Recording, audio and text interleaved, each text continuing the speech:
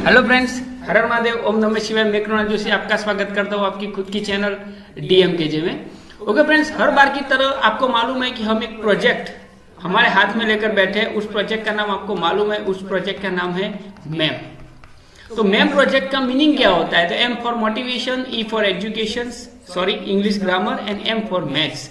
तो ये तीनों के वीडियो हम लाते हैं और सिर्फ आपके लिए लाते हैं कि जिससे आप लोग पढ़ पाओ और अच्छी तरह। हम एक फ्री एजुकेशन प्लेटफॉर्म प्रिपेयर कर रहे हैं जो एजुकेशन आप सबको काम आए, कि आज लॉकडाउन में घर बैठे हुए हर बच्चे के लिए ये काम आएगा। अभी हम इसके बाद ये है बेसिक मैथ्स है, यानी ज्यादातर हम फोकस कर रहे हैं 10th स्टैंडर्ड के बच्चों के लिए, जो बच्चे हमारा वीडियो देखकर घर बैठे ही अपना एजुकेशन स्टार्ट कर पाए। तो ये बेसिक मैथ्स है, ये कंपलसरी आपको देखना पड़ेगा। तो मैथ्स और इंग्लिश ग्रामर के वीडियो में अगर आप हमारे चैनल पे नए हो तो आपको चैनल को लाइक, सब्सक्राइब और शेयर करना नहीं भूलना है। और एक बार आपने लाइक, सब्सक्राइब और शेयर कर दिया, उसके बाद आपको बेल का बटन अवश्य दबाना है, जिससे हमारे आने वाली वीडियो की पहली नोटिफिकेशंस आपको मिल पाए। तो चलिए फ्रेंड्स, शुरू करते हैं, देरी नहीं करते। और आज का वीडियो अलजेब्रिक एक्सप्रेशन पार्ट 1, ये पार्ट 1 है फ्रेंड्स। तो इसके अंदर हम सबसे पहले कहाँ जाने वाले, तो इसकी डेफिनेशन लेंगे। तो अलजेब्रिक एक्सप्रेशन है क्या? तो आपने ज्यादातर कुछ ऐसे तो देखे ही होंगे वर्ड्स, जैसे कि 3x + 1, 2x - 1, 2x² + 5x + 1, ऐसे x वाले। फिर ऐसे भी आपने देखे होंगे शायद कि 3x² + by + c = 0। तो ऐसे जो x, y जैसे जो वर्ड्स आते हैं उसे हम अलजेब्रिक एक्सप्रेशन कहते हैं। तो इस अलजेब्रिक एक्सप्रेशन के बारे में कंप्लीट इंफॉर्मेशन हम आपको देने वाले हैं। तो इसके लिए हमारे चैनल का पूरा वीडियो आपको देखना है, और पूरा वीडियो 2 बार देखना है। पहली बार आपको कैसे देखना है? तो पहली बार जब आप वीडियो देखो तो उसे अच्छी तरह लिसनिंग कीजिए, और दूसरी बार जब वीडियो आप देखते हो तो उस वीडियो को देखने के लिए आपको नोट और पेन लेकर बैठना है और अपने नोटबुक में ये मेन पॉइंट्स लिखने हैं, जिससे आपको पूरा लेसन 100% याद रह जाएगा। तो शुरुआत करते हैं कि इसकी डेफिनेशन क्या है। इससे हिसाब से हमें मालूम होता है कि ये अलजेब्रिक एक्सप्रेशन क्या है। तो कॉम्बिनेशन है। क्या है? Combination of constant and variable. Okay, अभी आपके अंदर क्वेश्चन आया कि सर ये कांस्टेंट क्या है और वेरिएबल क्या है। तो सबसे पहले हम कांस्टेंट और वेरिएबल को एक्सप्लेन कर लेते हैं और हम समझ जाते हैं, क्योंकि अगर आपने रूट पकड़ लिया तो रूट आपके फायदे में रहेगा। तो यहाँ पे सबसे पहले हम लेने वाले हैं कांस्टेंट टर्म। तो जैसे यहाँ पे हम लिख देते हैं 3x + 4। तो ये एक अलजेब्रिक एक्सप्रेशन है, ये एक अलजेब्रिक एक्सप्रेशन। तो इसके अंदर आप जो x को देख रहे हो, तो उस x को हम क्या कहेंगे? वेरिएबल कहेंगे। याद रखना फ्रेंड्स, आपको सबसे पहले वेरिएबल को समझना है, और जिसके साथ वेरिएबल नहीं है उसे हम कहेंगे कांस्टेंट टर्म। ओके, कौन सा बोलेंगे? Constant term. अभी यहां से ये दो अगर आपको प्रिपेयर हो गया है कि चलो भाई वेरिएबल हमें प्रिपेयर हो गया है और कांस्टेंट टर्म भी प्रिपेयर हो गया है, तो दोनों में आपको मालूम, कांस्टेंट यानी जिसमें वेरिएबल नहीं है, अकेला नंबर है, उसे कांस्टेंट कहते हैं, और ये जो है वो वेरिएबल कहते हैं। तो यहाँ पे दूसरे दो एक ऑप्शन हमारे पास आते हैं कि सर टर्म लाए आप, ये टर्म क्या है? तो टर्म में अगर हम जाते हैं तो टर्म के हिसाब से इसके कुछ टाइप्स होते हैं, तो वो टाइप्स हमें पढ़ने हैं। तो इसके कुछ टर्म होते हैं। टर्म यानी अगर हम बोले तो आप अभी समझ जाओगे, गौर से वीडियो को देखना है। जैसे कि टर्म के हिसाब से आपको इसके कुछ टाइप्स है। तो पहला जो टाइप्स है उसका टाइप्स है monomial. Yes, monomial algebraic expression किसे कहते हैं? तो जिसमें क्या होता है? ओनली वन टर्म होता है, ओनली वन टर्म। जैसे कि हम एग्जांपल ले लें तो 3x, x, 9, 5, 4x²। तो देखो ये सिर्फ वन टर्म है। ओके, ये CID आपने देखी होगी शायद। CID में आप पहले से अगर कोई भी फिल्म पहले से देखते हो तो आपको कुछ मालूम नहीं होता है, लेकिन आप उसका एंड तक देखते हो तो आपको सब कुछ मालूम होता है। इसी तरह आप ये पूरा वीडियो जैसे जैसे आगे देखोगे उस तरह आपको मालूम होगा कि क्या है। तो इसलिए हम हर बार बोलते हैं कि हमारा पूरा वीडियो देखो। अगर पहली बार देख के आप उसे रख दोगे तो आपको मालूम नहीं होगा। तो इसलिए यहाँ पे इसे बोलते हैं मोनोमियल, यानी जिसमें ओनली वन टर्म होता है। तो दूसरी बार जाते हैं तो बाइनोमियल। दूसरा हमारा जो है वो है बाइनोमियल। तो बाइनोमियल यानी 2 टर्म। देखो यहां से आपको थोड़ा थोड़ा समझने में आसानी हो जाएगी कि इसमें 2 टर्म होते हैं, जैसे कि 2x + 1, 3x² प्लस 9। तो यहाँ पे देखो ये टर्म 1 और टर्म 2, और तो 2 टर्म होते हैं वो कुछ साइन से जुड़े हुए होते हैं। किस तरह? तो प्लस, माइनस, मल्टीप्लीकेशन, डिवीजन, ऐसी साइन से जुड़े हुए होते हैं। तो ये 2 टर्म है, तो उसे बोलते हैं बाइनोमियल। चलो भाई, अभी इसी तरह तीसरा तो आपके लिए एकदम सिंपल हो जाएगा, जिसका नाम है ट्राइनोमियल। ट्राइनोमियल यानी जिसके अंदर 3 टर्म होते हैं, 3 टर्म, जैसे कि ax plus by plus c, जैसे कि 3x² प्लस 4x माइनस 5। इस तरह ये 3 टर्म वाला जो होता है उसे हम ट्राइनोमियल कहते हैं। ओके, तो आई होप कि आपको मोनोमियल यानी 1 टर्म, बाइनोमियल यानी 2 टर्म एंड ट्राइनोमियल यानी 3 टर्म। अभी इसके बाद जो हॉट करार किया जाता है, आपको मालूम है कि हम जब भी कोई वीडियो बनाते हैं तो उसके अंदर कुछ ना कुछ नई बात लेकर आते हैं। ये वैसे तो सबसे मोस्ट इम्पोर्टेंट 6, 7, 8 स्टैंडर्ड के लिए, लेकिन 9 और 10th में भी ये सबसे इम्पोर्टेंट लेसन बन जाता है, क्योंकि 10th में लेसन नंबर 2, 3, 4 इसी के साथ जुड़े हुए आते हैं, और यही आपको याद रखना है फ्रेंड्स। तो हमें आगे का जो लेने जा रहे हैं वो यहाँ पे है कि आगे का जो है वो क्वाड्रिनोमियल लिखा हुआ है, क्वाड्रिनोमियल।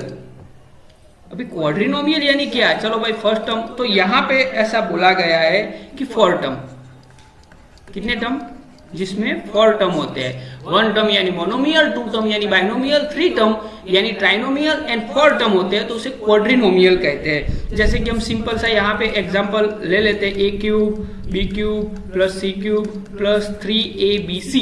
तो इसे क्या बोलेंगे? 1, 2, 3, 4 टर्म है, तो इसे हम बोलेंगे क्वाड्रिनोमियल। और सबसे आगे आपको याद रखना है पॉलिनोमियल। पॉलिनोमियल तो भाई इसे क्या कहेंगे सर?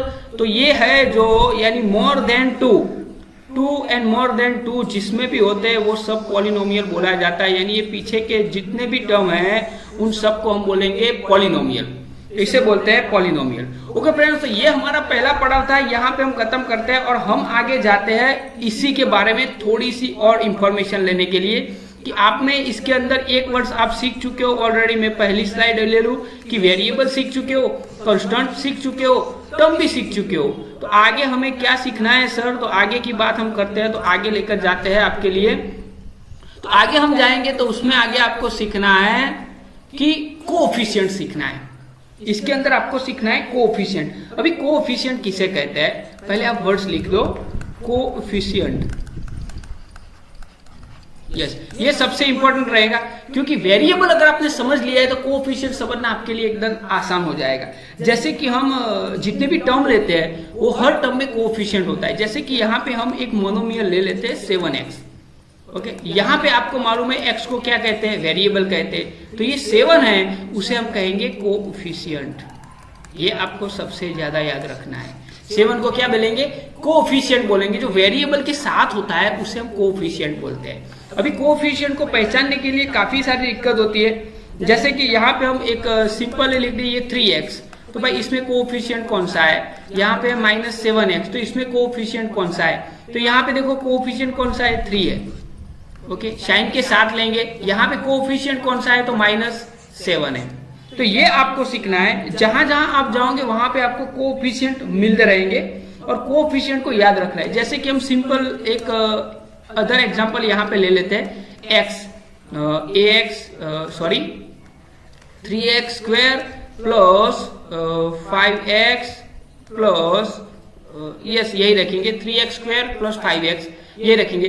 तो x² का कोएफिशिएंट कौन सा है? तो 3 है, और x का कोएफिशिएंट कौन सा है? तो 5 है। ये आपको सबसे ज्यादा याद रखना है। उसके अलावा हम आगे जाते हैं तो यहाँ पे लिखा है x² माइनस y। सोचो, यहाँ पे बोला गया है कि x² का कोएफिशिएंट कौन सा है? तो यहाँ पे कुछ नहीं है, यानी कुछ नहीं है, यानी कुछ नहीं, यहाँ पे 1 है। क्या है? 1 है, तो इसका कोएफिशिएंट होगा 1। और y का कोएफिशिएंट क्या है? तो यहाँ पे 1 है, लेकिन निशानी के साथ लेंगे, यानी वो रहेगा -1। अभी यहाँ पे पूरा एक टर्म कैसे बनता है? तो कोएफिशिएंट मल्टीप्लाई x बनता है। तो ये पूरा टर्म हो गया। फ्रेंड्स, ये एक सिंपल फॉर्मूला है, क्योंकि कोएफिशिएंट से बेहतर आपको वेरिएबल याद रखना है। और ये कोएफिशिएंट अगर आपको मालूम हो गया है कि कोएफिशिएंट किसे कहते हैं, तो हम आगे बढ़ते हैं। आगे के पड़ाव के अंदर हम जो जाने वाले हैं, उस आगे के पड़ाव में आपको इसके अंदर सबसे बेहतरीन बात याद करनी है, वो है लाइक और unlike term. Like and unlike term. तो ये लाइक और अनलाइक किसके ऊपर डिपेंडेंट होता है? तो वेरिएबल। यस, वेरिएबल के ऊपर डिपेंड हो रहा है। जैसे कि हम यहाँ पे लाइक और अनलाइक में जाते हैं, तो यहाँ पे हमने अभी जो एग्जांपल लिया है 3x एंड -7x, क्या ये लाइक टर्म है? तो लाइक टर्म किसे कहेंगे? तो लाइक टर्म तो सेम लिटरल फैक्टर होते हैं, यानी बोलते हैं तो सेम वेरिएबल होते हैं, तो उसे हम क्या बोलते हैं? लाइक टर्म बोलते हैं। अगर वेरिएबल सेम नहीं, यहाँ पे देखो वेरिएबल सेम है, यहाँ पे भी x है, यहाँ पे भी x है, यानी हमें नंबर को कुछ लेना देना नहीं है। अभी लाइक टर्म तो ये दोनों कौन से है? लाइक टर्म है, ये आपको याद रखना है। मैंने ये क्यों सिखाया? क्योंकि यूपीएससी जीपीएससी हर जगह पे कभी कभी छोटी सी भूल, छोटी सी जो बात होती है, वो हमें 1 मार्क्स लॉस करवा देती है। जैसे कि हम यहाँ पे एक सिंपल सा क्वेश्चन आस्क करते हैं जब भी बच्चों को 3x plus 7x plus 5x, तो ये कौन सा है? मोनोमियल है, बाइनोमियल है या ट्राइनोमियल है? तो बच्चे फटाक से समझ जाते हैं। आप भी आंसर दे सकते हो, राइट हो या रॉन्ग हो। अगर रॉन्ग हो तो इसे राइट करने, यानी 1, 2 और 3 टर्म है तो इसे ट्राइनोमियल बोला जाता है। लेकिन नहीं, ये क्या है? मोनोमियल है। ये क्या है? मोनोमियल है, क्योंकि यहाँ पे तीनों लाइक टर्म है और लाइक टर्म के बीच क्या होता है? एडिशन होता है। तो 7 + 3 10, 10 + 5, यानी ये पूरा जो हमारा पॉलिनोमियल है यानी मोनोमियल है, यानी यहाँ पे 1 टर्म हो जाता है, तो इसे बोलेंगे मोनोमियल। तो इस तरह फ्रेंड्स आपको लाइक और अनलाइक टर्म में ये सबसे ज्यादा आपको याद रखना है कि जब भी कोई दो होते हैं वेरिएबल, तो उसमें लाइक और अनलाइक कैसे होते हैं? तो वो वेरिएबल के ऊपर डिपेंडेंट होते हैं। जैसे कि हम यहाँ पे दूसरा एग्जांपल ले लें, यहाँ पे लिखा है 16x और 16y, क्या ये लाइक है क्या अनलाइक है? तो हमें मालूम है कि यहाँ पे जो वेरिएबल है, दोनों के वेरिएबल वो दोनों अलग है। यहाँ पे x है तो यहाँ पे क्या है? y है। तो इसीलिए ये नंबर सेम है, 16 + 16, तो नंबर को नहीं देखना है, हमें क्या देखना है? वेरिएबल देखना है। इसलिए ये दोनों क्या बनेंगे? अनलाइक बनेंगे। ओके फ्रेंड्स, हमें मालूम है कि आपके पास बुक्स होगी तो आपको बुक्स को देखकर सॉल्व करना है। ये हमारा पार्ट 1 है। पार्ट 2 इससे भी ज्यादा है, यानी पूरा ऑपरेशन आने वाला है, प्लस माइनस डिवीजन और मल्टीप्लिकेशन, जिससे आपका ज्यादा मालूम होगा। और आप हमें मोटिवेट कीजिए जिससे हम ज्यादा वीडियो बनाएं, ज्यादा तो नहीं लेकिन 500 लाइक तो हमें चाहिए और शेयर भी चाहिए। फ्रेंड्स प्लीज प्लीज प्लीज हमें सपोर्ट कीजिए। हम उन बच्चों के लिए वीडियो बना रहे हैं जो घर बैठे पढ़ना चाहते हैं, जिनके पास ट्यूशन फीस नहीं, उसके लिए फ्री एजुकेशन प्लेटफॉर्म बना रहे हैं। ओके फ्रेंड्स, तो मिलते हैं अगले वीडियो में। हर हर महादेव, ओम नमः शिवाय।